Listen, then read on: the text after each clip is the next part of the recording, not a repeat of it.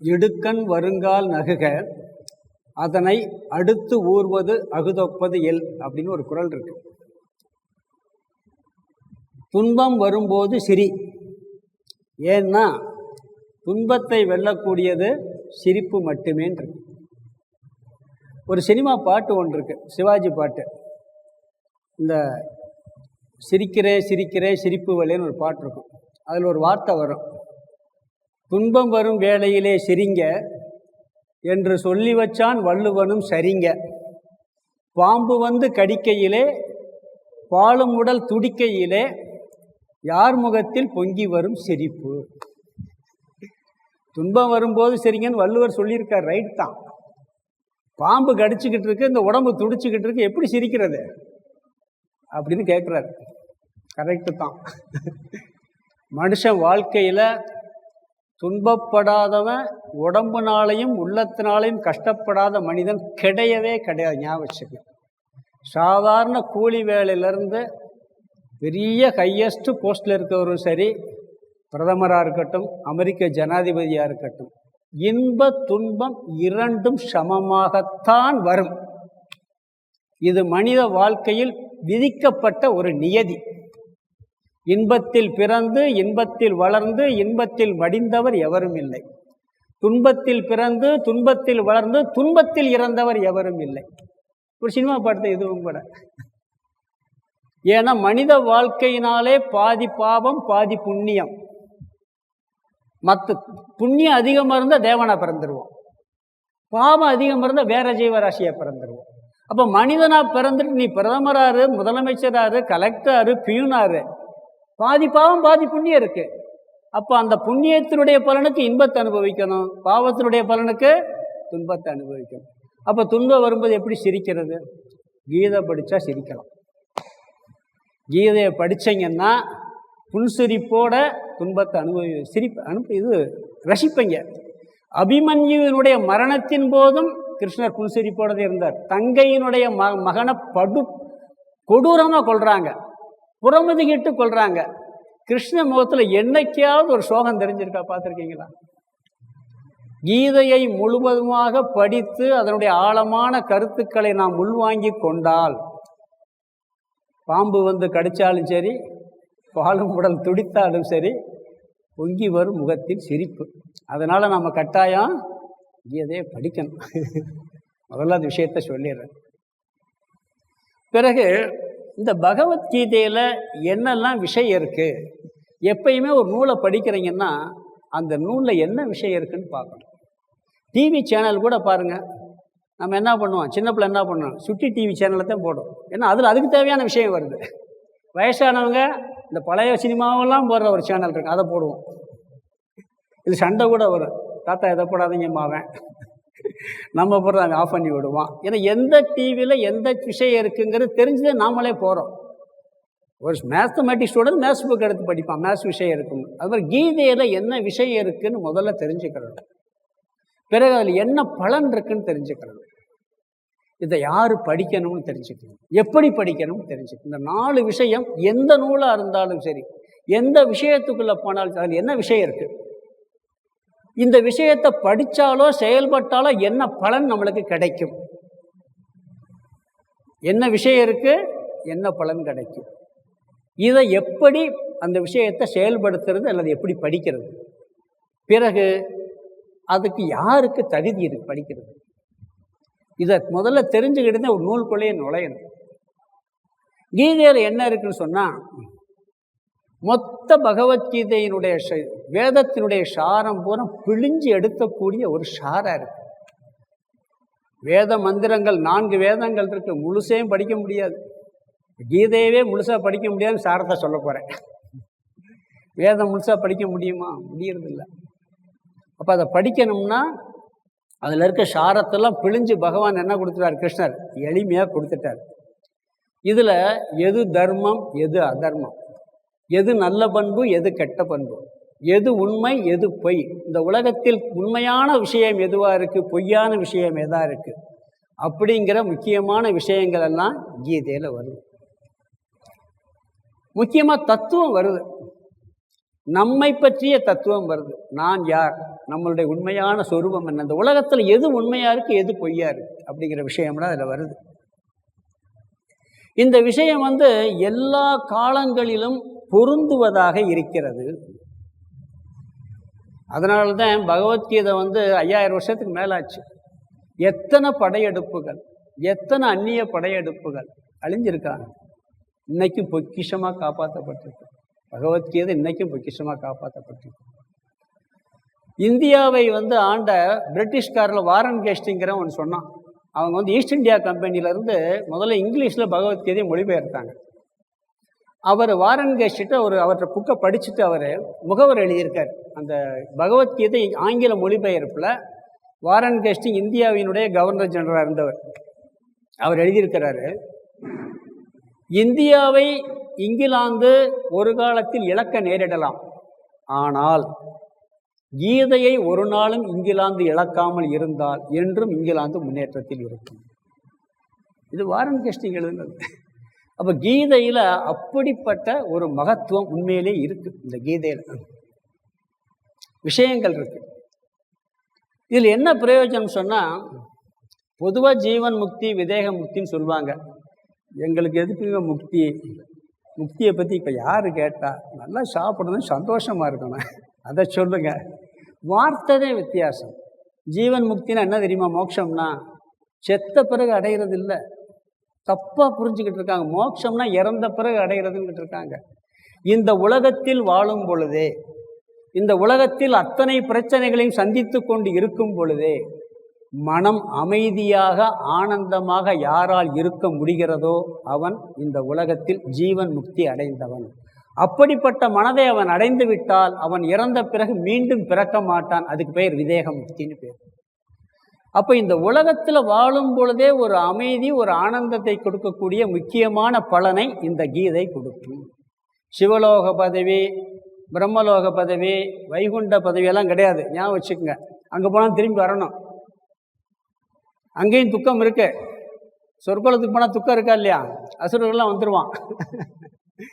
இங்கேயே என்ன வந்தாலும் சரி, யாருக்கும் கடவுளே வந்தாலும் பயப்பட மாட்டான். நல்லா உள்ளே போயிடுச்சுன்னு வச்சுக்கோங்க, கடவுள் உன்னை என்னை கொல்ல முடியாதும்மா, என் உடம்பத்தையும் அழிப்பு கடவுள்கிட்டே சொல்லுவான். கீதை படித்து புரிஞ்சுக்கிருச்சுன்னா அவ்வளோ ஒரு மனசில் ஒரு தைரியம், ஒரு அமைதி, ஒரு ஆனந்தம் ஏற்படும். நித்தியமான துக்கமே கலவாத, அடிமைப்படுத்தாத, அதிருப்தியை தராத ஒரு பேரானந்தத்தை இந்த கீதை அந்த பலனை நமக்கு கொடுக்கும். பிறகு இறந்த பிறகு பிறவாமையும் கொடுக்கும். இன்னொரு பலன் இருக்கு. படித்து புரிஞ்சு மனசுக்குள்ளே போயாச்சுன்னா இந்த பலன் கிடைக்கும். ஒருவேளை புரியலப்பா, ஒன்றுமே புரியலை, எதுவுமே எனக்கு புரியலை, சும்மா படிக்கிறேன்னா அதுலேயும் கீதையில் ஒரு மகத்துவம் இருக்குது. உங்களுக்கு முக்கிய பலன் மோட்சம் கிடைக்கும், ஞானம் கிடைக்கும். அவாந்தர பலனா அடிப்படை தேவைகள் கிடைக்கும். அடிப்படை தேவைகள், உண்ண உணவு, உடுக்க உடை, இது கீதை படிக்கிறவனுக்கு இல்லாமல் ஒரு நாளும் போகாதுங்கிற. அதுக்காக பெரிய கோடீஸ்வரன் அர்த்தம் இல்லை. அவனுக்கு என்ன தேவையோ அதுவும் கிடைக்கும். எண்ணெயில் செக்காட்டும் போது என்ன முக்கியமான பலன், புண்ணாக்கு செகண்டரி பலன். அது மாதிரி முக்கியமான பலன் மன அமைதி, ஞானம், நிறைவு கிடைக்கும். செகண்டரியான பலன் என்ன கிடைக்கும்னா ஒரு அடிப்படை தேவைகளும் அவனுக்கு கிடைத்து விடும். இதுக்குள்ள நுழைஞ்சாலே பிரயோஜனம். ஒரு திருடன் என்ன பண்ணுறான், நிறைய இடத்துல திருடுறான்.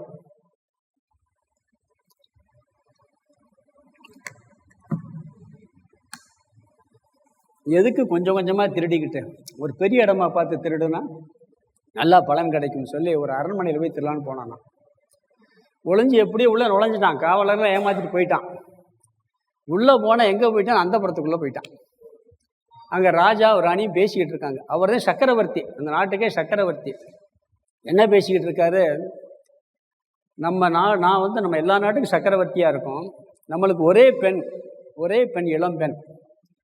அந்த பெண் தான் ராணி, வாரிசு. அவருக்கு ஒரு நல்ல மாப்பிள்ளை பார்க்கணும்னு சொல்லி ராணி சொன்ன உடனே, ராஜா எத்தனையோ நாட்டு ராஜாக்கள்லாம் இருக்காங்க, யாரை பார்க்கலான்னு சொன்ன உடனே, நம்மளுக்கே ராஜ்யம் இருக்குது, ஒரு ராஜாவை பார்க்க வேணாம், நம்ம நாட்டில் அந்த நம்ம நாட்டினுடைய அந்த வனத்தில் ஒரு ஆசிரமம் இருக்குது. அங்கே நிறைய பிரம்மச்சாரிகள்லாம் படிக்கிறாங்க. நல்ல பண்புள்ள ஒருத்தனை தேர்ந்தெடுத்துட்டோம்னா இந்த நாட்டை அவனை அந்த நாடும் ஆயிரும், நல்ல மாப்பிள்ளையும் கிடச்சிருவான் அப்படின்னு சொல்லி பேசிக்கிட்டு இருக்காங்க. அது கூட சரிதான், நம்ம ஒரு கொஞ்ச நாள் கழித்து போய் அங்கே பார்ப்போம் அப்படின்னு சொல்லி முடிவு பண்ணுறாங்க. இவனுக்கு புத்தி எப்படி வேலை செய்ய தெரியுமா? நம்ம அங்கே போய் சேர்ந்து நல்ல சிஷியனை நடிச்சிட்டோம்னா நம்ம எப்படியோ அந்த ராணி இளவரசியை கட்டிடலாம் அப்படின்னு பிளான் பண்ணுறான். யார்? அந்த பையன் திருடன், இளம் திருடன். நேராக போகிறான், அந்த குருநாதர்கிட்ட போகிறான், சாஷ்டாங்க நமஸ்காரம் பண்ணுறான். அப்படியே உண்மையான பக்தன் மாதிரி நடிக்கிறான். நடித்து அங்கே போய் சேர்றான். அங்கே போய் சேர்ந்தா நல்ல மாணவனை செலக்ட். அப்போ என்ன பண்ணுறான்? எல்லா வேலையும் கரெக்டாக செய்கிறான். அவர் சொன்னதெல்லாம் மனப்பாடம் பண்ணுறான், அவன் சொன்னதெல்லாம் படிக்கிறான். அப்போ தான் கட்ட முடியும். எல்லாத்தையும் சின்சியராக பண்ணிடுறான். ஒரு 6 மாதம் கழித்து ராஜாவும் ராணியும் வர்றாங்க. வந்த உடனே இந்த மாதிரி எங்கள் இளவரசிக்கு ஒரு மாப்பிள்ளை வேணும்னு கேட்குறாங்க. அவன் என்ன சொல்கிறான்? அவர் குரு என்ன சொல்கிறாரு? இருக்கிறதுலே பெஸ்ட்டு அவன் தேன்னு சொல்லி திருடனை காமிக்கிறார். யாரை? திருடன். நம்ம திருடன் வந்திருக்க அவனை காமிக்கிறார். ஏன்னா அவன் தான் சின்சியராக எல்லா வேலையும் படிக்கிறான். படித்த உடனே இவன் தான் பார்த்தவொடனே கூப்பிட்றாங்க. இந்த மாதிரி சொன்ன உடனே அவன் என்ன சொல்கிறான்? உன்னை இந்த நாட்டுக்கு இளவரசன் ஆக்கணும் ராஜா விரும்புகிறாரு. அவர் அழகான ஒரு பெண்ணையும் நீ திருமணம் முடிச்சுக்கலாம் அப்படின்னு கேட்ட உடனே சிரிக்கிறான். யார்? திருடை சிரிக்கிறான். என்னப்பா சிரிக்கிறேன்னா, நான் அதுக்கு தான் வந்தேன், ஆனால் இப்போ எனக்கு வேணாம். நான் ஒரு திருடன் சொல்கிறான். நான் ஒரு திருட போனேன் சொன்னாங்க. ஆனால் இங்கே இந்த வாழ்க்கையில் நுழைஞ்சவுடனே எனக்கு அந்த சிந்தனையே போயிருச்சு. ராஜாவாகணுங்கிற எண்ணமே அத்து போச்சுங்கிறான். அப்போ அந்த உள்ள நுழைஞ்ச உடனே புத்தி எப்படி மாறிடுச்சு பாருங்க. அது மாதிரி கீதைக்குள்ளே போனாலே என்னாகும்? சும்மா கூட படிங்க, ஒரு பலன் கிடைக்கும். எத்தனையோ பேர் படிக்கிறாங்க. இதை நான் அனுபவிச்சவன். நான் என்னுடைய உதாரணமாக சொல்லணும், இருந்தாலும் சொல்கிறேன். நான் பக்கா நாஸ்திகன். மோசமான வாழ்க்கை வாழ்ந்துக்கிட்டு இருந்தேன். முதல்ல கீதை பேரைகள் புஸ்தகத்தை எடுத்து படிச்சு என்னன்னே தெரியாது. ஏதோ இந்த ஆத்மாவை பற்றி தெரிஞ்சுக்கிறோன்னு இறந்த பிறகு என்ன ஆகுறேன் அதில் ஏதோ இருக்குன்னு பார்த்துட்டு உள்ள நுழைஞ்சு படித்தேன். ஒரு 18 பக்கம் தான் படித்தேன். என்ன எரியாமல் ஒரு சக்தி ஒரே நாள் அத்தனை கெட்ட பழக்கம். இன்னைக்கு 45 வருஷம் ஆகும். 40 வருஷம் ஆச்சு. இன்னைக்கு வரைக்கும் அந்த விட்ட கீதையை தொட்ட பிறகு அதை தொடலை. அப்போ அதில் ஒரு பெரிய மகத்துவம் இருக்கிறத நான் ஃபீல் பண்ணேன். அது பிறகு சாமி கூடயே சுற்றி கீதையை படிக்கணும்னு போய் அவர் சொன்னதெல்லாம் எழுதி நோட்ஸாக எழுதி வச்சேன். அப்படிப்பட்ட ஒரு உன்னதமான மகத்துவம் இந்த கீதையில் இருக்கிறது. அதனால் எல்லாரும் நம்ம என்ன பண்ணணும்? கீதையை கொஞ்சம் உள்ளே போகணும்.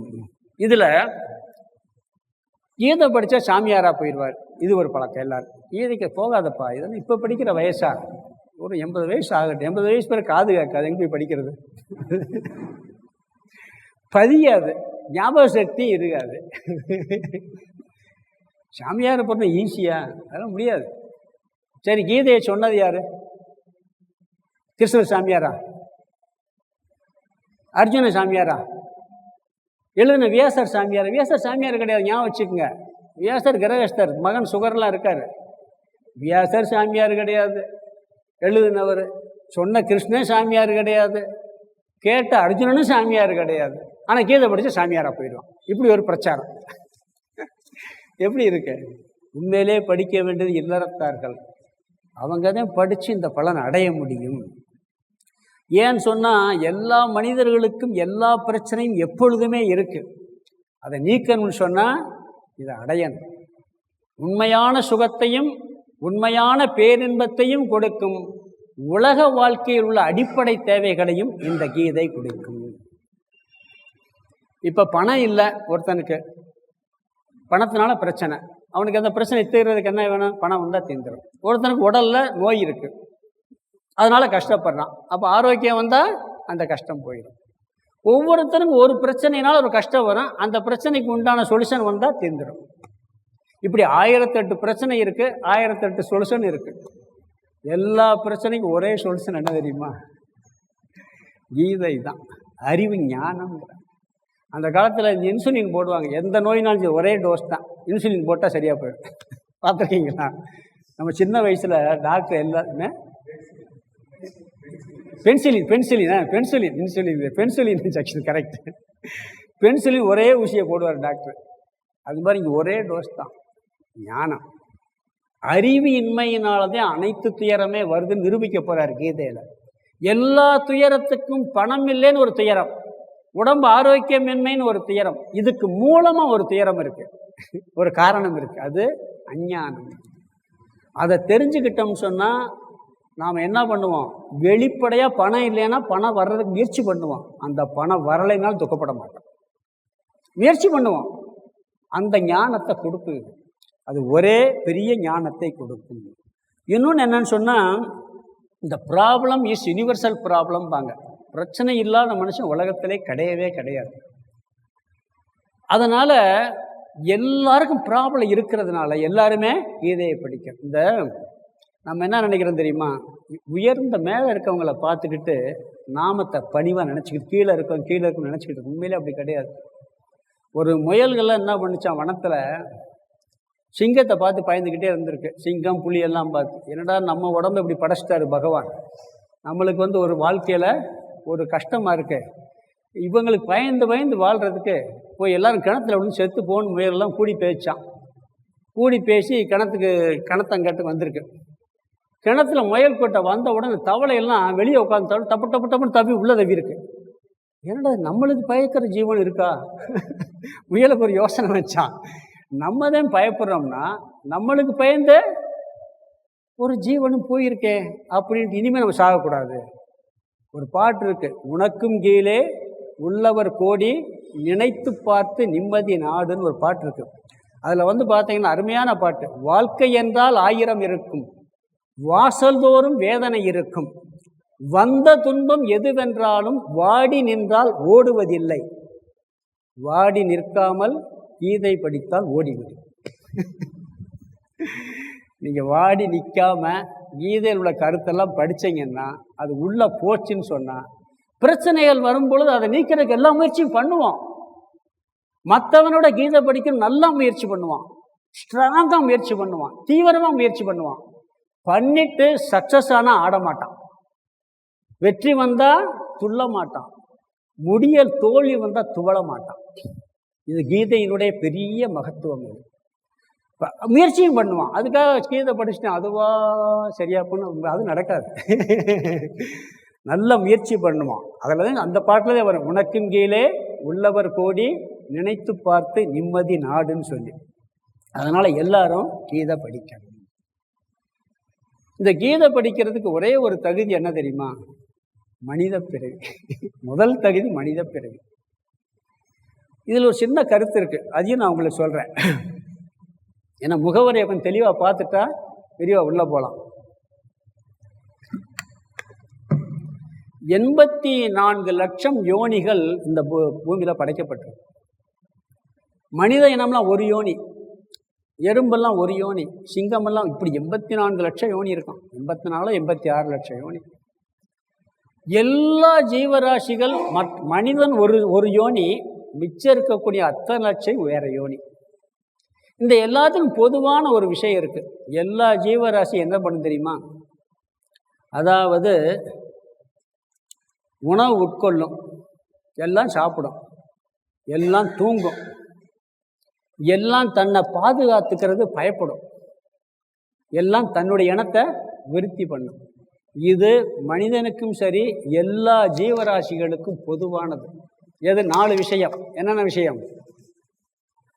சாப்பிட்றது, தூங்குறது, தன்னை பாதுகாத்துக்கிறது. எந்த மிருகம் பாருங்க, ஏதாவது அதை அடிக்க வந்தால், சிங்கம் கூட அதை விட பெருசு வந்தால் ஓடத்தையும் செய்யும். பிறகு தன்னுடைய இனத்தை விருத்தி பண்ணுறது, இது எல்லாத்துக்கும் பொதுவாக இருக்குது. மனுஷனுக்கு மட்டும் கொஞ்சம் விசேஷமாக ஒரு புத்தியை கொடுத்துட்டார். என்ன சொல்கிறாரு? என்ன புத்தியை கொடுத்துருக்கிறாரு? நம்மளுக்கு எழுதுறதுக்கு பேனா இதெல்லாம் எழுதுகிறோம், எல்லாம் புத்தியினால் மனுஷன் ஒரு மாற்றத்தை அடைகின்றான். மற்றவங்கெல்லாம் புத்தி இருக்கா? இப்போ தூக்கணாங்குருவி இருக்கு, 10,000 வருஷத்துக்கு முன்னாடி எப்படி கூடு கட்டுச்சு? அதே கூடு தான் இப்பையும். வேறு கூடு கட்டியிருக்கா? அதே மாதிரி இப்பையும் கட்டுது. நாம் எத்தனை டிசைன் வீடு 50 வருஷம் ஆச்சுன்னா இடிச்சிருவோம், மாடலை மாற்றிடுவோம், புத்தி வேலை தேனி வந்து பாருங்கள், 1,00,000 வருஷத்துக்கு முன்னாடி இந்த தேனி அதே புத்தி தான், அதுக்கு அந்த வீடு தான் கூடு கட்ட தெரியும். நம்மளுக்கு அப்படி இல்லை, புத்தி கொஞ்சம் வேலை செய்யுது. அதனால் இந்த மனிதனுக்கும் மிருகத்துக்கு என்ன வித்தியாசம்னா, எந்த ஒரு மிருகமும் தான் யாருன்னு தெரிஞ்சுக்கிறாரு, தன்னை பற்றி தெரியாது. மனுஷனுக்கு தான் மனுஷன்னு தெரியும். நாய் நாயாக இருந்து நாயாக வளர்ந்து நாயாக செத்து போகும். யானை யானையாக இருந்து யானையாக வளர்ந்து யானையாகவே செத்து போகும். யானைங்கிறதே அதுக்கு தெரியாது. மனுஷன் அப்படி இல்லை. நாய்க்கு வந்து ஒரு குருவி இருக்குன்னு வச்சுக்கோங்க, ஒரு கண்ணாடியில் குருவி பார்த்துச்சுன்னா வேறு ஏதோ குருவி உட்காந்து தப்பு தப்புன்னு கொட்டும். பார்த்துருக்கீங்களா? ஒரு நாய் வந்து ஒரு எஜமான ரொம்ப அழகாக வளர்த்தாராம், ரொம்ப வளர்த்துருக்காரு, நல்லா அழகாக வளர்த்துருக்காரு. எல்லா இடத்துக்கும் கூட்டுப்பார், ஒரு ரூமுக்குள்ளே மட்டும் கூட்டு போக மாட்டார். பூட்டி இவர் என்ன பண்ணார், வெளியே விட்டு உள்ளே போய் பூட்டிட்டு உள்ளே போயிட்டு வெளியே வந்துடுவார். இந்த நாய்க்கு என்னடா எல்லா இடத்துக்கும் கூட்டு போகிறாரு, நம்மளை கூட்டு போக மாட்டேங்கிறாருன்னு சொல்லிட்டு இதாகி போச்சு. ஒரு நாள் அந்த ரூமை திருப்பியும் பூட்டாமல் போயிட்டார். போயிட்டு எல்லாம் வேலையெல்லாம் முடிச்சுட்டு உள்ளே வர்றார் எஜமான். நாய் வந்து பார்த்தா உடம்பு பூரா காயம், நாய்க்கு உடம்பு பூரா காயம். இரண்டாச்சுன்னு பார்த்தா இவர் பூட்டாமல் வந்து அந்த ரூம்குள்ளே போய் போச்சு. அந்த ரூம் என்னன்னா ஒரு மேக்கப் ரூம், அங்கே சுற்றி கண்ணாடியாக வச்சுருந்துருக்காரு. இது என்ன பண்ணிச்சு, உள்ளே போய் பார்த்தோன்னு, ஏன்னா நம்மளுக்கு தெரியாமல் இந்த ராஜா நம்மளால் இத்தனை நாய் வச்சுருக்காரு, எங்கிட்ட பார்த்தா நாயாக தெரிஞ்சிருக்கு, ஒவ்வொன்றையும் போட்டு அடிச்சிருக்கு. கண்ணாடி என்ன ஆகும், அதுக்கு தான் உருவம்னு பார்க்குற அறிவு கூட கிடையாது. மனுஷனுக்கு அப்படி இல்லை. தன் கண்ணாடியில் பார்த்தா ஒரு ஃபோட்டோ இருக்குன்னு வச்சுக்கோங்க, 100 பேர் எடுத்தால் நம்ம எங்கே இருக்குன்னு கரெக்டாக தேடி கண்டுபிடிப்போம். நாம் இருக்கமானே தேடுவோம். நம்மளை பற்றி நாம் தெரிய வேண்டும் என்ற ஆசைப்படுகின்றோம். ஆனால் நம்மளை பற்றி தெரிஞ்சிருக்கோம், கரெக்டாக தெரிஞ்சுக்கணும். நாம் என்ன யாருன்னு கேட்டால் என்ன பண்ணுவோம், என் பேர் என்ன, இன்னார் மகன். ஒரு பிரம்மச்சாரி இருந்தார், அவர் வந்து 16 வயசில் சாமி கிளாஸுக்கு வந்தார் சென்னையில். 16 வயசுல வர ஆரம்பித்தார். அவங்க அப்பா பலசர கடை வச்சுருக்கார். இந்த வயசில் போய் மயன் கெட்டு போயிடுவான் அப்படின்னு சொல்லி அவனை என்ன பண்ணார், கூப்பிட்டு போய் சைக்காட்ரிஸ்ட் டாக்டர் கூப்பிட்டு போயிட்டார். சொல்லி பார்த்தா அவன் கிளாஸுக்கு போகிறது நிப்பாட்டில். இப்போயும் சாமியாராக இருக்கார் அவர். சைக்காட்ரிஸ்ட் டாக்டர்கிட்ட கூப்பிட்டு போன உடனே டாக்டர் வந்து அப்படியே பேசுகிறார், நீ எதுக்கு கிளாஸுக்கு எல்லாம் போகிற, இப்போ போக வேண்டிய வயசா என்னன்னு கேட்குற. நான் என்னை பற்றி தெரிஞ்சுக்கிற போகிறேன்னு சொல்கிறான். என்னப்பா உன்னைய பற்றி உனக்குன்னு தெரியாதாங்கிறார். தெரியலை, அதனால தான் போகிறேங்கிறார். என்ன இப்படி சொல்கிற, சரி நான் உங்கள் நீங்கள் யார் அப்படின்னு கேட்குறான். நான் டாக்டருங்கிறார் அவர். இது உங்கள் தொழில், நான் உங்கள் தொழிலை கேட்கலைங்கிறான்.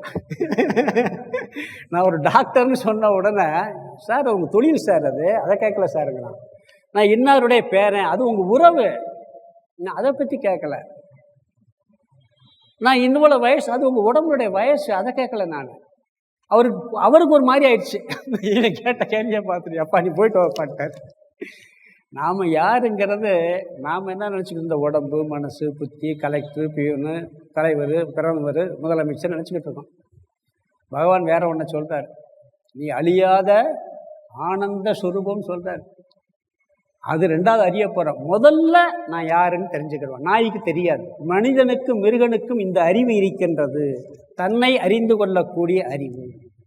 பிறகு மிருகங்களுக்கு எது தர்மம் எது அதர்மம் தெரியாது. நாய்க்கு நன்றி மட்டும்தான் தெரியும், வேற எதுலையுமே அது தெரியாது. ஒவ்வொரு மிருகத்துக்கும் ஒரு குணம் இருக்கும், அந்த குணம் மட்டும் இருக்கும். இவனுக்கு எது தர்மம் எது அதர்மம்ங்கிற புத்தி இருக்கு, மற்ற மிருகத்துக்கு இருக்கா? மனிதனுக்கு மட்டுமே நல்லது எது கெட்டது எது என்று புரிந்து கொள்ளக்கூடிய அறிவும் இருக்கிறது. இது மிருகத்துக்கு மனுஷனுக்குள்ள வித்தியாசம். சில நேரங்களில் நம்மளுக்கு எது தர்மம் எது அதர்மங்கிற குழப்பம் வரும். அப்போ என்ன பண்ணணும் தெரியுமா, இதை செய்யலாமா செய்யக்கூடாதுன்னு குழப்பம் வந்தால், இந்த செயலை நான் ஒருத்தர்கிட்ட செய்ய போகிறேன், அதே செயலை அவன் என்கிட்ட செஞ்சால் நான் ஏற்றுக்கிறவனான்னு பார்க்கணும். ஏற்றுக்கிறவேன்னா, இப்போ நான் பொய் சொல்கிறேன், ஒருத்தர் போய் பொய் சொல்ல போகிறேன், ஒரு விஷயத்துக்கு நல்ல விஷயமா கேட்ட ஒரு பொய் சொல்ல, இதே பொய்யை அவன் என்கிட்ட சொன்னால் நான் ஏற்றுக்கிறவனா அப்படி ஒரு நிமிஷம் யோசிக்கிறான். ஏற்றுக்கிற மாட்டியானா நம்ம என்ன செய்யணும், அதை சொல்லக்கூடாது. தர்ம அதர்மத்தை அறியறதுக்கு ஒரு அளவுகோல்னு சொல்லுவாங்க. இந்த புத்தி மனுஷனுக்கு இருக்குது. பிறகு மூன்றாவது, எது உண்மை எது பொய். இது கொஞ்சம் முக்கியமான விஷயம். இதுக்கு கொஞ்சம் நாலேஜே அதிகமாக வேணும். இந்த உலகத்தில் நம்ம பார்க்குறதெல்லாம் நம்ம என்ன பண்ணிக்கிட்டு இருக்கோம்? உண்மைன்னு சொல்கிறோம். பகவான் சொல்ல போகிறார், கண்ணுக்கு தேப்பா உண்மையாக இருக்குது, காட்சிக்கு உண்மையாக இருக்குது, உண்மையிலேயே இல்லைன்னு சொல்ல போகிறார். அந்த அறிவும் இந்த மனித சரீரத்தில் எடுக்க முடியும். ஒன்று ஞாபகம் வச்சுங்க, தேவ சரீரத்தில் ஞானத்தை அடையவே முடியாது. நீங்கள் தேவலோகத்துக்கு போயிட்டீங்கன்னு வச்சுக்கோங்க, தேவராக பிறந்துட்டீங்கன்னு வச்சுக்கோங்க, அங்கே போய் ஞானம் ஒரு நாளும் கிடைக்காது. புண்ணியம் தீர்றது வரைக்கும் இன்பத்தை சுகத்தை அனுபவிக்கலாம். புண்ணியம் முடிஞ்சவுடனே நம்மளுக்காவது எப்போ சாக போகணும் கொஞ்சம் தெரியும், தபார்னு கீழே தள்ளி விட்டுருவாங்களா அங்கேருந்து, போடா கீழே. அது எந்த பிறவின்னு தெரியாதான். மனித பிறவியில் மட்டும்தான் இந்த அறிவை அடைய முடியுங்கிற. அதனால தான் அரிது அரிது மானிடராய் பிறத்தல் அரிது, இப்பிறவி தப்பினால் எப்பிறவி வாய்க்குமோலாம் பாடியிருக்கிறாங்க. அதனால் அந்த புத்தியும் மனிதனுக்கு இருக்கின்றது. அப்போ 3 விஷயம் இருக்குது. தன்னை அறிதல், தர்ம அதர்மத்தை அறிதல், எது உண்மை எது பொய் என்ற அறிவு மனிதனுக்கு உண்டு. பிறகு இதில் என்ன விஷயம் சொன்னால், இந்த புத்தியினால் நல்ல பலன் 4 கிடைக்கும், கெட்ட பலன் 4 கிடைக்கும். இதை கொஞ்சம் தெரிஞ்சுக்கிட்டு உள்ளே போனால் நல்லா இருக்குது, அதுக்காக சொல்கிறேன். நல்ல பலன் என்னன்னு சொன்னால், இன்பத்தை, அதாவது மிருகத்தை விட மனிதன் சுகத்தை அதிகம் அனுபவிக்க முடியும். இப்போ சொன்னேன் வீடு கட்டுறது சொன்னேன், நம்மளுக்கு வீடு சரியாக இல்லாட்டி தூக்கணாங்குருவி அதே வீட்டில் தான் வாழணும். நம்ம அப்படி இல்லை, பலவிதமான வீடு கட்டி வாழ்கிறோம். உணவு எடுத்துக்குங்க, எத்தனை வகை உணவு. தமிழ்நாட்டில் மாதிரி உணவு தயார் பண்ணுறது உலகத்தில் எங்கேயும் கிடையாதுங்கிறாங்க. அவன் விஞ்ஞானிகளே குழையும் போவானா, எப்படி அந்த குளக்கட்டைக்குள்ள உருண்டை வச்சான்னு சொல்லி சொல்கிறாங்க. உடைக்காமல் எப்படி வச்சான்னு சொல்லி. அவ்வளவு வகையான உணவுகள், அவ்வளவு டேஸ்ட்டு, அவ்வளவு மாற்றம். ஏன்னா மிருகத்துக்கு அந்த ஒரே இன்பம் தான், இவனுக்கு புத்தி இருக்கிற அதிக இன்பம். இன்னொன்று, மிருகத்துக்கு ஆளும் தன்மை கிடையாது. நம்ம சிங்கத்தை எல்லாத்தையும் ஆளுதுன்னு சும்மா சொல்கிறோம். மற்ற சிங்கத்தை ஆளக்கூடிய தன்மை யாருக்கு இருக்கு? சிங்கத்தை அடக்கிறானா இல்லையாங்க? சிங்கம் என்னைக்கா மனிதன் அடைக்க வாழுமா? இவன் சிங்கத்தவே என்ன பண்ணுறான், கூண்டுக்குள்ளே வச்சுக்கிட்டு அதை வித்த காட்டுறான். யானையை அடக்கி வாழ்கிறான். ஆளக்கூடிய தன்மை மனித புத்திக்கிட்டே இருக்கு. அதிக இன்பத்தை அனுபவிக்கிறான் அந்த புத்தியினால். இந்த புத்தியினால் என்ன பண்ணுறான், அதிக ஆளும் தன்மை வரும். பிறகு புண்ணிய பலன் கிடைக்கும். தர்ம அதர்மம் தெரிஞ்சதுனால இவன் மட்டும்தான் புண்ணியத்தை அடைய முடியும். மற்ற மிருகம்லாம் என்ன பண்ண தெரியுங்களா, அனைத்து ஜீவராசிகளும் மனிதனை தவிர பாவத்தை கழிச்சிட்டு அடுத்த பிறவிக்கு போயிடும். தேவர்கள்லாம் புண்ணியத்தை கழிச்சிட்டு அடுத்த பிறவிக்கு போயிடுவாங்க. அவங்க புண்ணியத்தை மட்டும்தான் கழிப்பாங்க, ஏன்னா சுகத்தை மட்டும் அனுபவிப்பாங்க. மற்ற ஜீவராசிகள் பாவத்தை மட்டும் கழிச்சிட்டு போயிடும். புதுசாக பாவத்தையும் புண்ணியத்தையும் சேர்க்கிற சக்தி தேவர்களுக்கும் கிடையாது, வேற எந்த ஜீவராசிக்கும் கிடையாது. யாருக்கு இருக்கு? மனுஷனுக்கு மட்டும் இருக்கு. அதனால் என்ன, புத்தியை பயன்படுத்தி என்ன பண்ணுறான், புண்ணியத்தையும் அடைகின்றான். அதோட நிப்பாட்டாம மோட்சத்தை அடையக்கூடியது இவன் மட்டுமே. அதற்காக கீதை படிக்க வேண்டும்.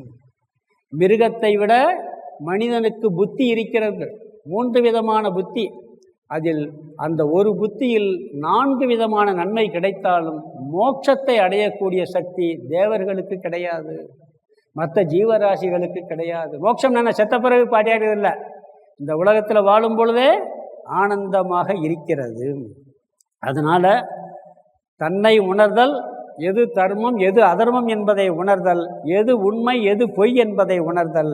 பிறகு அதிகமான இன்பம் கிடைக்கும், ஆளும் தன்மை கிடைக்கிறது, புண்ணியத்தை சேர்க்கின்றான், மோட்சத்தையும் மனிதன் சேர்க்க முடியுங்கிறதுனால இது என்ன பண்ணணும், நல்ல விஷயத்துக்கு வரணும். இந்த புத்தியை பயன்படுத்தி சில பேர் என்ன பண்ணுவான் தெரியுமா, அதிகமாக துக்கப்படவும் செய்வோம். என்ன பண்ணுவான், அதுவும் இருக்குது, கெட்ட பலன் இருக்குது. சரியாக இல்லாமல் தப்பு பண்ணி அதர்மமெல்லாம் பண்ணி என்ன பண்ணுவான், ரொம்ப துயரத்தையும் அனுபவிப்பான். நாம் என்ன பண்ணணும், சரியாக பயன்படுத்தினா துக்கத்தை அனுபவிக்கலாம். பாண்டவர்கள் காட்டில் வாழ்ந்தாங்க. துரியோதனன் எங்கே வாழ்ந்தான், ராஜாவாக இருந்தான். யார் சந்தோஷமாக இருந்தா, பாண்டவர்கள் சந்தோஷமாக இருந்தாங்க. இவன் எப்போ வருவாங்க, எப்போ ஆட்சி முடியும், எப்போ நம்மளை கொல்ல போகிறான்னு பொறாமையினாலே என்ன பண்ணிட்டான், இவன் எப்பொழுதுமே துன்பத்திலே அதிக துயரத்திலே இருந்தான்னு சொல்லுவாங்க. பிறகு அதே மாதிரி மனுஷன் அடிமைப்பட்டும் வாழ்கிறான்.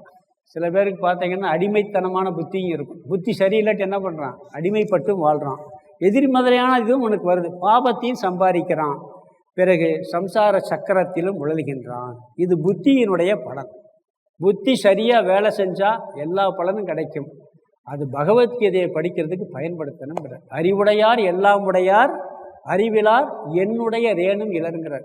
அறிவு நல்லா இருந்தால் உலகத்தில் எல்லாத்தையும் அடைஞ்சதாக அர்த்தம். அறிவு இல்லைன்னா என்ன இருந்தாலும் ஒன்றுமே இல்லாததற்கு சமம் அப்படிங்கிறார். அதனால் நாம் என்ன செய்யணும்னு சொன்னால், இதை பயன்படுத்தி நம்ம கீதையை படிக்க வேண்டும். யார் பயன்படுத்தணும்னு சொன்னால், இந்த மாதிரி புத்தி உள்ளவன் படிக்க வேண்டும். சரி, கீதை எப்போ படிக்கிறது? இன்னொரு கேள்வி, கீதை எப்போ படிக்கிறது? அப்போ அதே சொன்னேன்,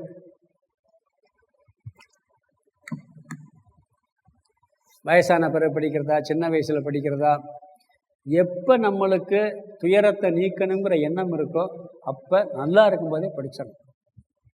இதுக்கு ஒரு கதை சொல்லுவாங்க. ஒரு தீவு இருந்துச்சான். அங்கே ஒரு நாடு, அந்த நாட்டில் வந்து பார்த்திங்கன்னா வாரிசு எப்படி எடுப்பாங்கன்னா, யார் வேணாலும் ராஜாவாகலாம், 5 வருஷம் ஆட்சி செய்யலாம், நல்லா 5 வருஷம் ஆட்சி செய்யலாம். ஆட்சி செஞ்சு முடிஞ்ச உடனே 5ஆவது வருஷம் என்ன பண்ணுவாங்கன்னா, பக்கத்தில் ஒரு தீவு இருக்குது, அங்கே கொடிய மிருகங்கள் இருக்குது, அங்கே போய் விட்டு வந்துடுவாங்க. இதுதான் கண்டிஷன். யார் வேணாலும் வா, நீ ஆட்சி ஆண்டுக்க. 5 வருஷம் முடிஞ்ச உடனே கொண்டு போய் அங்கே விட்டு வந்துடுவான். அங்கே போனால் என்ன ஆகும்? போனவொன்னே மிருகங்கள் செத்து போன, ஒரு வழியே கிடையாது. கொடிய மிருகங்கள் இருக்கு, வேறு ஒன்றும் கிடையாது. இப்போ எல்லாம் ஒருத்தர் வருவானா, ஆட்சி 2 வருஷம் 3 வருஷம் நல்லா ஆட்சி, 4ஆவது வருஷம் அப்படியே சோகத்தில் ஆரம்பிச்சிருவான். விட்டுருவாங்க, விட மாட்டான், தூக்கி கொண்டு போய் விட்டுருவான். 5 வருஷம் ஆகும்போது ஆளே இழைச்சி போயிடுவான். இவன் வரமாட்டேன்னு அடம் பிடிப்பான். வம்பா இழுத்து போய் போட்டில் உட்கார வச்சு என்ன பண்ணுவாங்க? விட்டு வந்துடுவாங்க. அப்புறம் என்ன ஆச்சுன்னா, யாருமே வர்றதுக்கு தயங்க ஆரம்பித்தான். ஒருத்தன் நான் வர்றேன்ட்டு ஒருத்தன் துணிச்சலாக வந்தான். நான் திருப்பி வந்து ஆட்சி ஆண்டிருக்கான். எப்பயும் போல் 3 வருஷம் ஆனவொடனே இவன் டல்லடிப்பான்னு பார்த்தாங்க. அவன் ரொம்ப குஷியாக இருக்கான், அதை விட குஷியாக இருக்கான். 4ஆவது வருஷம் ஆச்சு, அதை விட குஷியாக இருக்கான். 5ஆவது வருஷம் ஆச்சு, அப்போயும் கவலையே படலை. அவன் பாட்டுக்கு சந்தோஷமாக ஜாலியாக அப்படியே வரவன். அவன் வரமாட்டான்னு சொல்லி கயிறெல்லாம் எடுத்து வராங்க, கட்டி இழுத்துட்டு போகலான்ட்டு. ஒன்றும் கவலைப்படாத, நானே வர்றேன், நீ எதுக்கு என்னை போட்டு இழுத்துட்டு போகணுங்கிற அப்படின்னு சொல்கிறான். என்னப்பா அவ்வளோ சந்தோஷமா? ஒன்றும் கவலைப்படாதீப்பா. எப்படிப்பா அப்படிங்கிறான். இந்த பாரு, ஆட்சி என்கிட்ட கொடுத்துட்டே இல்லை, முதல் வருஷமே இங்கே இருக்க ஆள் அனுப்பிச்சு காட்டெல்லாம் அழிச்சிட்டேன். 2ஆவது வருஷம் போய் வீடெல்லாம் கட்டிட்டேன். 3ஆவது வருஷம் அங்கே ஆட்கள்லாம் கொஞ்சம் பேர் குடி அமர்த்திட்டேன். 4ஆவது வருஷம் அங்கே ஒரு ஆட்சிக்கு வேண்டிய எல்லா செட்டப் பண்ணிட்டேன். இப்போ அங்கே போனால் எனக்கு கும்ப மரியாதையோட சீட்டில் அரை எண்ணில் உட்கார்றதுக்கு அங்கே ஒரு நாட்டை உருவாக்கி வச்சுட்டேங்கிறான். அப்போ பவர் இருக்கும்போதே செய்ய வேண்டிய மற்றவன் பவர் சுகத்தை அனுபவிச்சு என்ன பண்ணிட்டான்? அந்த புத்தி வரல. அப்போ நம்மளுக்கு படிக்கிற சக்தி, இதை புரிந்து கொள்ளக்கூடிய சக்தி நம்மளுக்கு இருக்கும் பொழுதே இந்த விஷயத்துக்குள்ளே முழுசாக போகணும்னு அவசியம் இல்லை. சினிமா பார்க்குறோம், டிவி பார்க்குறோம், எத்தனையோ விஷயங்கள் ஈடுபடுறோம். கொஞ்சம் டயத்தை ஒதுக்கி இதில் உள்ளே ஈடுபட்டோம்னு சொன்னால் நம்மளுக்கு என்ன கிடைக்கும்? இந்த ராஜ்யத்தை அமைச்சது மாதிரியே நம்ம பண்ண முடியும். பிறகு கீதையை எப்படி படிக்கிறதுன்னு சொன்னால், சும்மா நம்மளாக படித்தா பிரயோஜனம் இருக்காது. நம்மளாக படித்தோம்னா நிறைய குறை வந்துடும். அதனால தான் குரு சாஸ்திரம் வேணுங்கிறாங்க. இப்போ நான் ஒரு வார்த்தை சொன்னேன்னா, கீதையில் ஒரு வார்த்தை சொன்னால் என்னுடைய குருநாதர் அதுக்கு அர்த்தம் சொல்லியிருப்பார், அதற்கு ஒரு குருநாதர் ஒரு அர்த்தம் சொல்லியிருப்பார். இப்படி பரம்பரையாக வரும். ஒரே வார்த்தைக்கு பல அர்த்தம் இருக்குது. இப்போ டக்குன்னா என்ன அர்த்தம்? டக்குன்னா வாத்து இங்கிலீஷில். கிரிக்கெட்டில் டக்குன்னா முட்டை. ஒரே வார்த்தைக்கு 2 பொருள் இருக்குது. அப்போ அதே மாதிரி கீதையில் ஒரு வார்த்தை இருக்குன்னா அது நிறைய பொருள் வரும். பரம்பரையாக ஒரு குரு மூலமாக அப்படியே படித்து வந்தோம்னு சொன்னால் அது நல்லா புரியும். இப்போ எல்லாம் யூடியூப்பில் எத்தனையோ குருமார்கள் சொல்கிறாங்க, அதை கேட்கலாம், தப்பு இல்லை. இருந்தாலும் கூட சில நேரங்களில் கொஞ்சம் கேட்டு பழகணும்னு சொல்லுவாங்க. தயானந்த சாமிகிட்ட அமெரிக்காவில் ஒரு கேள்வி கேட்டாங்க. இப்போ இல்லை, இப்போ நிறைய யூடியூப்பு நிறையா வந்துடுச்சு. அப்போயெல்லாம் அந்த யூடியூப்லாம் வரல, டிவியிலலாம் பார்க்குறது வராது. ஆனால் கூகுள் வந்துருச்சு. கூகுளில் நீங்கள் என்ன தேடினாலும் ஒரு கீதையில் என்ன அர்த்தம் சுலோகத்துக்குன்னா நிறைய வந்துடும். அதில் பூரா அர்த்தம் வந்துடும். இப்படி எல்லா விஷயத்துக்கும் பார்த்தா கூகுளில் தேடினா எல்லாம் வந்துடும். அமெரிக்காவில் இருக்க ஸ்டூடெண்ட்லாம் சாமி எதுக்கு இதெல்லாம் கீதையெல்லாம் உங்கள்கிட்ட நாங்கள் படிச்சுக்கிட்டு நீங்கள் கூகுளில் போய் சர்ச் பண்ணால் எல்லாமே வந்துடுது. இதுக்கெல்லாம் குரு தேவையா அப்படின்னு கேட்டிருக்காங்க. என்ன கேட்டிருக்காங்க? குரு தேவையான்னு கேட்டாங்களாம். இவர் அமைதியாக உட்காந்து, அதை எதுக்கு என்கிட்ட கேட்குற, கூகுளே போய் கேளுட்டாங்க. குரு வேணுமா வேணாங்கிறத என்கிட்ட கேட்குற, அப்போ அதை சொல்கிறதுக்காக குரு தேவை இருக்கா இல்லையா? எப்படி அருமையாக அடிச்சு, ஒரே அடி தான். இன்னொரு பெரிய ஒரு இன்ஸ்டியூஷன் இருக்குது, அவங்களுடைய சிஸ்டம் என்ன, குருவே தேவையில்லை, நீயா அப்படி ஒரு 100 புக்கு போட்டிருக்காங்க. அப்போ நீ போட்டு நான் எதுப்பா கேட்கணும், நீ குருவாக இருந்தானே போட்டிருக்கேன்னு ஒருத்தர். இந்த புக்கை நான் ஏன் படிக்கணும், குருவே தேவையில்லை, நீ குருவாக இருந்தானே புக்கு போட்டிருக்க. இது ஒரு கான்ட்ராவர்சி வருது. நம்மளுக்கெல்லாம் ஓங்காரசாமி கிடைச்சது பெரிய பாக்கியம், அறிவு கடல். அவருடைய நூல், அவருடைய யூடியூப்பில் அவ்வளோ வருது. அப்போ அவங்க மூலமாக படித்தோம்னாத்தான் இந்த விஷயங்களை நாம் தெளிவாக தெரிந்து கொள்ள முடியும் அப்படிங்கிறார். அதனால் நம்மளுக்கு சாதாரண ஒரு விஷயம் எடுத்துக்கிட்டிங்கன்னா, உயிர் வாழ்வதற்கு உணவு வேணும் கட்டாயம். உணவு இல்லாட்டி உயிர் வாழ முடியாது. அது பழமோ பழங்களோ கஞ்சியோ சாதமோ ஏதோ வேணும். ஆனால் அந்த உணவு சுவையாக மட்டும் இருந்தால் பத்தாது. உடலுக்கு ஆரோக்கியத்தையும் கொடுக்கணும், வலுவையும் கொடுக்கணும். அது மாதிரி மனதிற்கு எத்தனையோ விஷயங்கள் இருக்குது. மனதிற்கும் வலுவையும் கொடுக்கணும், ஆரோக்கியத்தையும் கொடுக்கக்கூடிய விஷயங்கள் மனசுக்குள்ளே போகணும். தயானந்தசாமி இங்கே வந்திருக்கும்போது, முதல்ல வந்திருக்கும்போது நம்ம சர்வேஸ்வர ராஜா பாலராஜா வீட்டில் தங்கியிருந்தாங்க. அப்போ அங்கே ஒரு சத்சங்கம் வச்சுருந்தாங்க. ஒரு விஷயம் சொன்னாங்க, எனக்கு தான் மனசில் இருக்குது. என்ன சொன்னாங்கன்னா, இப்போ ஒரு பொருளை நம்ம பயன்படுத்தினா, சாதாரண ஒரு ட்ரெஸ் எடுத்துகிட்டு வர்றோம், பூட்டி வச்சுருக்கோம், அழுக்காகுமா ட்ரெஸ்ஸு, இந்த ட்ரெஸ்ஸு அழுக்காகுமா, பீரோவில் பூட்டி வச்சுருக்கோம், உள்ளே அப்படியே இருக்குது, எடுத்து போட்டால் அழுக்காயிரும், திருப்பி துவைச்சி பண்ணணும். நாமளே ஏசி ரூமில் ஒரு வேலையும் செய்யாமல் இருந்தால் 1 நாள் 2 நாள் குளிக்காமல் இருக்கலாம். கொஞ்சம் வேலை செஞ்சோம்னா உடனே குளிச்சு தான் ஆகணும். வீடை பயன்படுத்தால் பூட்டி வச்சுருந்தா உள்ளே கொஞ்சம் அழுக்காகவும் இருக்கும், பிறகு திருப்பி என்ன ஆகணும், கூட்டினா பயன்படுத்தினா அழுக்காகவும் கூட்டணும். எந்த பொருளை பயன்படுத்தினா அழுக்காகுதா இல்லையா? உடம்பு அழுக்காகுது. பொருள் சமையல் பாத்திரம் இருக்குது, அதை பூட்டி வச்சுருந்தா ஒன்றும் இல்லை, சமையல் பண்ணியாச்சுன்னா அழுக்காகுது, திருப்பி க்ளீன் பண்ணி ஆகணும். அப்போ எதை பயன்படுத்தினாலும் அது அழுக்காகுது, அதை சுத்தப்படுத்தி ஆகணுமா இல்லையா? இது உண்மை தானே அது? சரி, அது சுத்தப்படுத்தாட்டி என்ன, குளிக்காட்டி என்ன அப்படின்னா, குளிக்காட்டி எப்படி இருக்கு நம்மளுக்கு? ஃப்ரெஷ்ஷாக இருக்கா? அழுக்கு சட்டையை போட்டால் ஃப்ரெஷ்ஷாக இருக்கா? எரிச்சலாக இருக்கு. நல்லா குளித்து ஷாம்பெல்லாம் போட்டு சோப்பெல்லாம் போட்டு குளிச்சுட்டு நல்லா அயன் பண்ணி ட்ரிம்மாக ஒரு சட்டையை போட்டது எவ்வளோ ஃப்ரெஷ்ஷாக இருக்குது. அப்போ சுத்தமாக்கி புதுசாக ட்ரெஸ் எல்லாம் போட்டால் எவ்வளோ சுத்தமாக ஃப்ரெஷ்ஷாக இருக்கமா இல்லையா? இது உடம்புக்கு. அதே மாதிரி நம்ம தங்கியிருக்க இடத்துல இங்கே ஒரு குப்பை அங்கே ஒரு குப்பை இங்கே கிடக்க வீட்டில் குடியிருக்க முடியுமா? எரிச்சலாக இருக்குது. நீட்டாக இருந்தால் ஃப்ரெஷ்ஷாக நம்ம வாட்டுக்கு எல்லா வேலையும் செய்யணும். இதே மாதிரி எல்லாத்தையும் பயன்படுத்துறது மாதிரி நீ உன்னை பயன்படுத்துகிற அதை கவனிக்கிறது இல்லைன்னாரு. எதனா மனசன்னாரு. மனசை எல்லாரும் பயன்படுத்துகிறோம், தினந்தோறும் பயன்படுத்துகிறோம். பயன்படுத்தினா அழுக்காகும், பொறாமை வரும், போட்டி வரும், வஞ்சனை வரும், சூது வரும். பயன்படுத்துகிறோமே, பக்கத்தில் இருக்கும் போது பொறாமை வரத்தையும் செய்யும். அப்போ அழுக்காகுதா இல்லையா? அழுக்கு ஆகிட்டு போகுது. அழுக்கான நிம்மதியாக இருக்க முடியாது. பொறாமை இருக்கவன் என்னைக்காவது நிம்மதியாக இருப்பானா? எப்போ பார்த்தாலும் பொறாமையில் இருந்து நிம்மதி இருக்குமா? அப்போ மனசும் டெய்லி அழுக்காகுது. சரி, மனசை சுத்தப்படுத்துறதுக்கு எந்த சோப்பு, ஏதாவது விளம்பரம் வருதா? சோப்பு விளம்பரம், ஏதாவது சோப்பு விளம்பரம் இருக்கா? ஒன்றுமே இல்லை. அப்போத்தே சொன்னார், மனசு டெய்லி அழுக்காகுது, அதை நீ சுத்தம் பண்ணாதே சந்தோஷமாக இருக்க முடியும். அப்படி சந்தோஷமாக இருக்க சுத்தப்படுறது என்ன வழின்னா, கோயிலுக்கு போ, வழிபாடு பண்ணு, ஜபம் பண்ணு, தியானம் பண்ணு. அதை விட முக்கியம் இந்த மாதிரி நூல்களை படினார். தினந்தோறும் ஒரு 10 நிமிஷம் குளிக்கிறதுக்கு டைம் செலவழிக்கிறது மாதிரி இதுக்கு நீ செலவழிச்சேன்னா உன் மனசு சுத்தமாகி ஃப்ரெஷ் ஆகிரும். அப்போ அதனால் என்ன சொன்னார்னு சொன்னால், இந்த கீதை எப்படி உணவு அவசியம்தான், அந்த உணவு எப்படிப்பட்டதாக இருக்க வேண்டும்?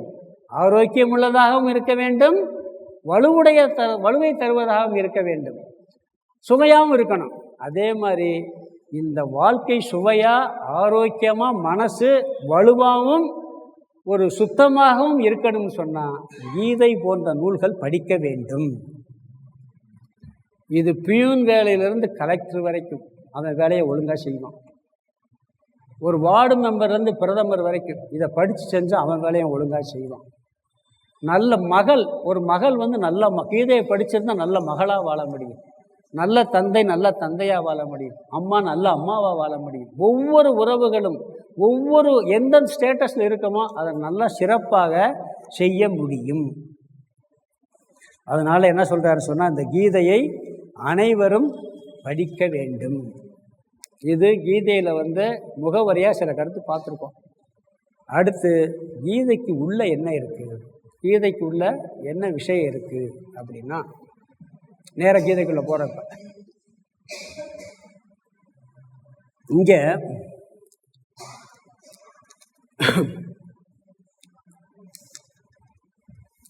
அதாவது இந்த 4 வேதம் ரிக்வேதம், யஜுர்வேதம், சாமவேதம், அதர்வண வேதம்னு சொல்கிறோம். மகாபாரதத்தை 5வது வேதம்னு சொல்லுவாங்க. 5வது வேதமான மகாபாரதத்தில் மத்தியில் பகவத்கீதை இருக்குது. இந்த 4 வேதத்தினுடைய சாரத்தை சொல்வது மகாபாரதம். அந்த மகாபாரதம் கதை வடிவத்தில் இந்த கதையை சொல்லி முடிச்சிடும். இந்த கீதை அதை தத்துவ ரீதியாக சுலோகங்கள் வடிவில் இங்கே சொல்லியிருக்கு. அந்த 5வது வேதமான மகாபாரதத்தில் இருப்பது கீதை. மொத்தம் எத்தனை சுவை இருக்குது தெரியுமா? சுவையில் 4 வேதம், 5வது வேதம், மகாபாரதம். சுவையில் எத்தனை சுவை இருக்குது? 7வது சுவை ஒன்று இருக்குது தெரியுமா? நல்ல புத்திரை வந்தாச்சுன்னா அது 7வது சுவையா. நவகிரகம் எத்தனை இருக்கு? இன்னொரு 10வது ஒரு கிரகம் இருக்குது. மோசமான மருமையை வந்தால் 10வது கிரகமா? இதெல்லாம் சொல்லுவாங்க ஓமானமாக. அது மாதிரி 4 வேதம் இருந்தால் 5வது வேதம் மகாபாரதம். அதில் வரக்கூடியது இந்த கீதை. சுதந்திர போராட்ட வீரர்கள்லாம் பார்த்திங்கன்னா அதுலேயே தான் கீதையை படித்தே அந்த ஒரு தைரியத்தை வளர்த்துக்கிட்டாங்கன்னு சொல்லுவாங்க. இங்கே போர்க்களத்தின் மத்தியிலே இந்த பகவத்கீதை உபதேசிக்கப்படுகிறது. போர்க்களத்தினுடைய மத்தியில் இங்கிட்டு 11 அக்ஷரோணி படைகள், இங்கிட்டு 7 அக்ஷரோணி படைகள் மத்தியில் இந்த உபதேசம் நடக்கின்றது. போர்க்களத்தில் போய் இதெல்லாம் நடக்க முடியுமா அப்படின்னா, அந்த காலத்துல அப்படிலாம் சண்டை போட முடியாது. இப்போ நினச்ச மாதிரி போய் அடிக்கிறதெல்லாம் கிடையாது.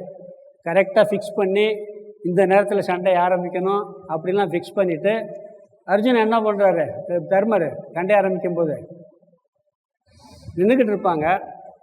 நேராக எதிர்படைக்கு போவார். வெள்ளி அம்பையும் போட்டு தர்மர் பீஷ்மர் காலையும் துணோர் காலையும் விழுவார். அவர் என்ன பண்ணுவார், உனக்கு வெற்றி உண்டாகட்டும். துரியோதனுக்கு எப்படி இருக்கும்? துரியோதன படையில் உட்காந்துருக்காங்க யார்? பீஷ்மரும் துரோணரும். தர்மர் என்ன பண்ணுறாரு, நேராக போய் எனக்கு ஆசீர்வாதம் பண்ணுங்க, வெற்றி கிடைக்கட்டும். அவர் வெற்றி உண்டாகட்டும். இது எப்படி இருக்கு பாருங்க, எப்படி தர்மமாக போர் நடந்திருக்கு பாருங்க. அப்படி அமைதியாக இருக்கும் பொழுது இந்த உபதேசம் நடந்தது. 20 நிமிஷம் நடந்துச்சு அந்த உபதேசம். அதை கொஞ்சம் விரிவாக வியாசர் எழுதியிருக்காருன்னு ஒரு கருத்து சொல்கிறது உண்டு. இதில் மொத்தம் 700 ஸ்லோகங்கள் இருக்குது இந்த பகவத்கீதையில். இதில் பகவான் சொல்கிறது 594 ஸ்லோகம் அவர் பேசுவார். அர்ஜுனன் 86 ஸ்லோகங்களில் கேள்வி கேட்பான், அவனுடைய இதெல்லாம் சொல்லுவான். சஞ்சயன் இதை சொல்கிறவர், அவர் 39 ஸ்லோகம் சொல்கிறாரு. திருதராஷ்டிர ஒரே ஒரு ஸ்லோகம் சொல்லுவான். இதெல்லாம் சேர்த்தா 700 ஸ்லோகம் வருது. இந்த அத்தியாயத்தில் என்ன விஷயம் இருக்குன்னு சொன்னால், மொத்தம் 18 அத்தியாயம் இருக்கு.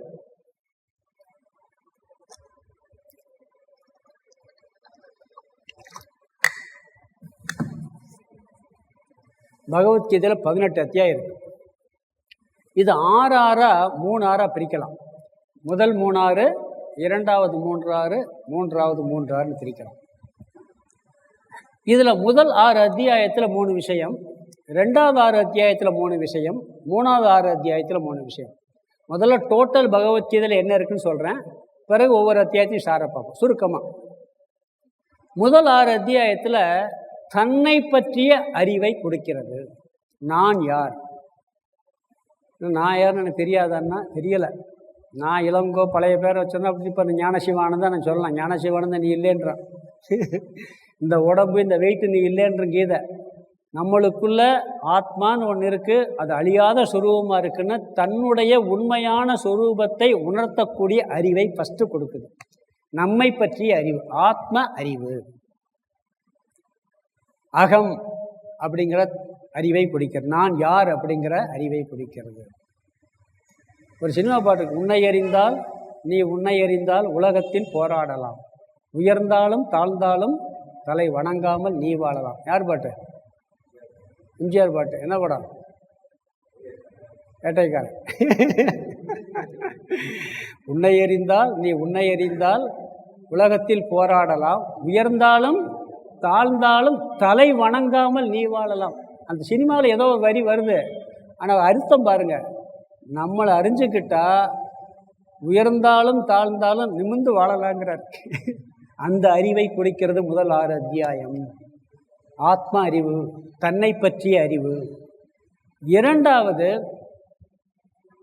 நம்மளுடைய சுயமுயற்சியின் முக்கியத்துவம். கீதை படித்தா சோம்பேறியாக உட்காந்துக்கிட்டு கோயிலுக்கு முன்னாடி உட்காந்து கிடப்பான்னு அர்த்தம் இல்லை, நல்லா வேலை செய்வான். சுயமுயற்சியை பற்றிய நிறைய தத்துவங்கள் சொல்லுது. ஒருத்தன் எப்படி முயற்சி பண்ணி வேலை செய்ய வேண்டும், அவனுடைய கடமையை எல்லாம் எப்படி செய்ய வேண்டும் என்று சுயமுயற்சியினுடைய முக்கியத்துவத்தை இந்த கீதை கொடுக்கிறது.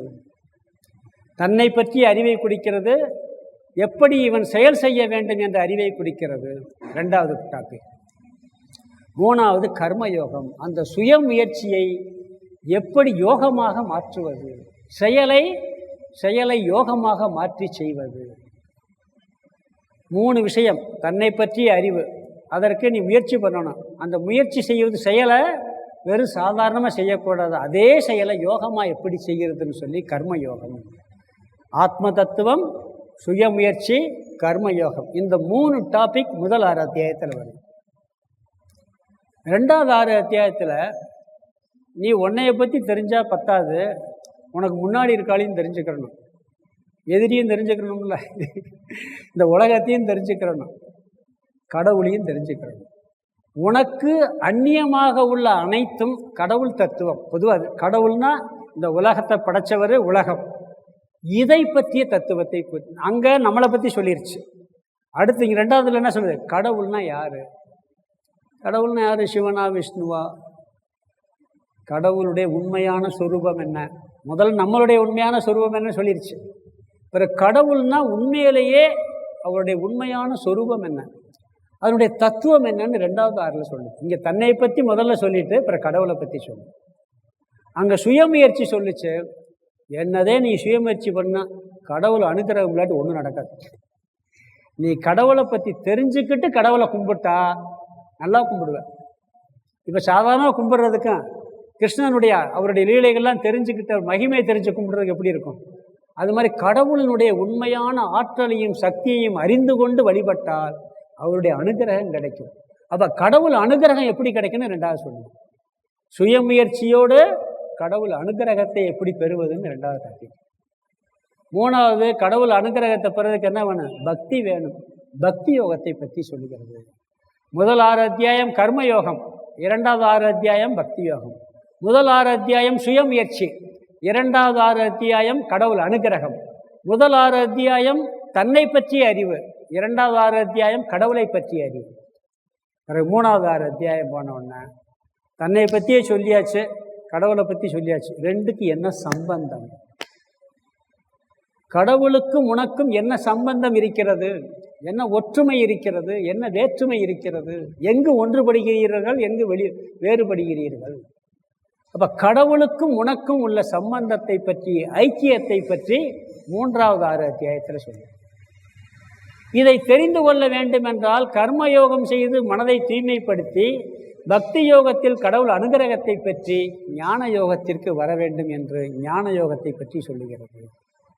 3வது ஞான யோகம்.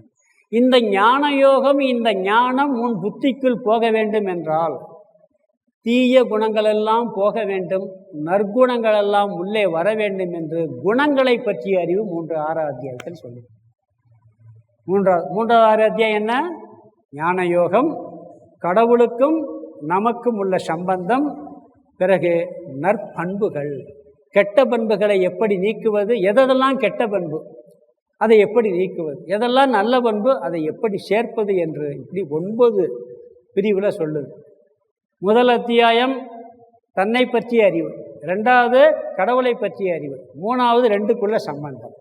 முதல் 6 அத்தியாயம் சுயமுயற்சி, 2வது 6 அத்தியாயம் கடவுள் அனுகிரகம், 3வது 6 அத்தியாயம் நற்பண்புகள், முதல் 6 அத்தியாயம் கர்மயோகம், 2வது பக்தி யோகம், 3வது ஞான யோகம் சொல்லி இந்த கீதைக்குள்ள இப்படிப்பட்ட விஷயங்கள் எல்லாம் உள்ளே வருகின்றது.